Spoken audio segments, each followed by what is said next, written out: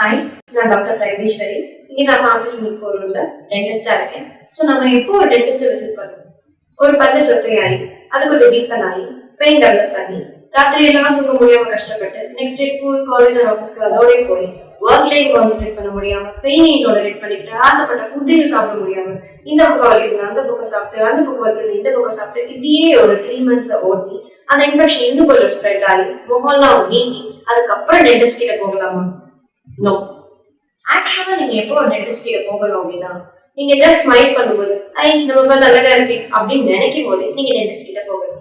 ஏன்னா உங்களுக்கே தெரியாம எவ்வளவோ ப்ராப்ளம் உங்க டீத்ல இருக்கலாம். ஓகே, அப்போ நீங்க போகல. நம்ம ரெகுலரா பிரஷ் பண்ணும்போது எங்கேயாவது ப்ளீட் ஆக சான்சஸ் இருக்கு. கொஞ்சம் லட்டு தானே அப்படின்னு நீங்க நினைக்காம அப்பவே நீங்க டென்டிஸ்ட் கிட்ட போகணும். ஏன்னா உங்களுக்கு ஏதாவது கம் ப்ராப்ளம்ஸ் இருக்கா அப்படிங்கறத நம்ம அனலைஸ் பண்ணிட்டு அதுக்கான ட்ரீட்மெண்ட்டை பண்ணிக்கலாம். ஓகே, அப்போ நீங்க வரல.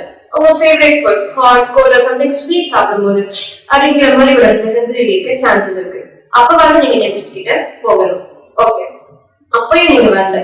இது ஒரு ஃபுட் சிக்கன் மட்டன் ஒரு ஈவன் வெஜிடபிள் சாப்பிடும்போது எங்கேயாவது மாட்டிக்க சான்சஸ் இருக்கு. அப்போ ஒரு டூத் பிக் எடுத்து நம்மளே அதை சரி பண்ணிக்கலாம் கிளியர் பண்ணிக்கலாம் அப்படின்னு ட்ரை பண்ணி அதை பெருசாக்காம அப்பவாவது நீங்க ஸ்ட்ரைட்டா டென்டிஸ்ட் கிட்ட போகணும்.